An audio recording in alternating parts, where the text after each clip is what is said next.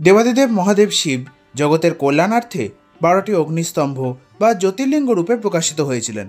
ভারতের বিভিন্ন স্থানে এই 12টি জ্যোতির্লিঙ্গ স্থিত। শাস্ত্রে এই 12টি শিবলিঙ্গকে দ্বাদশ জ্যোতির্লিঙ্গ বলা হয়েছে। এই 12টি জ্যোতির্লিঙ্গের মধ্যে ষষ্ঠ হল ভারতের মহারাষ্ট্রের পুনের ভীমাশঙ্কর জ্যোতির্লিঙ্গ মন্দির। এই মন্দিরের ইতিহাস খুব প্রাচীন। শিবপুরাণ গ্রন্থে ভীমাশঙ্কর মন্দিরের উল্লেখ রয়েছে। শাস্ত্রে মন্দির অঞ্চলকে ডাকিনী প্রদেশ বলা হয়েছে। পুরাণ মতে রাবণের ভ্রাতা কুম্ভকর্ণের মৃত্যু হয় প্রভু শ্রীরামের হাতে। পিতাকে হত্যার প্রতিশোধ নিতে কুম্ভকর্ণের পুত্র ভীমাসুর ব্রহ্মার তপস্যা করে তার আশীর্বাদে অত্যাচারী হয়ে উঠল। দানব ভীমাসুর শিবভক্ত রাজা সুদর্শনকে আক্রমণপূর্বক বন্দী করেন।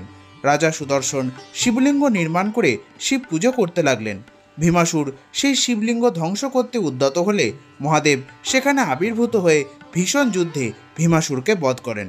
পরবর্তীকালে দেবতাদের অনুরোধে মহাদেব এই স্থানে শিবলিঙ্গ রূপে বিরাজিত হন এবং সেই থেকে ভীমাশঙ্কর জ্যোতির্লিঙ্গ মন্দির অধিষ্ঠিত।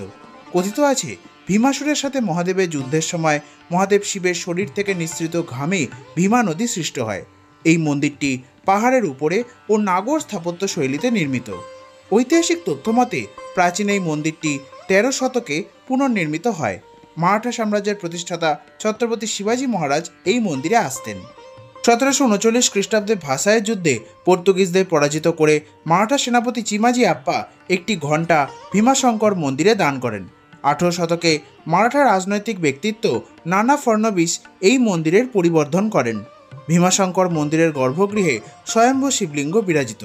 মন্দিরে নিত্য পূজা হয় এবং মহাশিবরাত্রি তিথি, শ্রাবণ মাস, কার্তিক পূর্ণিমা তিথিতে এখানে বহু ভক্তের সমাগম ঘটে। ভীমাশঙ্কর মন্দিরে আছে বিভিন্ন কুণ্ড বা জলাশয় এবং মন্দির চত্বরে রয়েছে দীপস্তম্ভ। এই মন্দিরের নিকটেই আছে সাক্ষী বিনায়ক গুপ্ত ভীমাশঙ্কর মন্দির। মন্দিরের চারপাশের প্রাকৃতিক সৌন্দর্য মনোমুগ্ধকর। ভীমাশঙ্কর মন্দিরটি ভীমাশঙ্কর অভয়ারণ্যের মাঝে অবস্থিত। সন্ত জ্ঞানেশ্বর, সন্ত নামদেব এই মন্দিরে এসেছিলেন। সনাতনী হিন্দুদের আস্থা বিশ্বাসের কেন্দ্রস্থল শ্রী ভীমাশঙ্কর জ্যোতির্লিঙ্গ মন্দির। হর হর মহাদেব।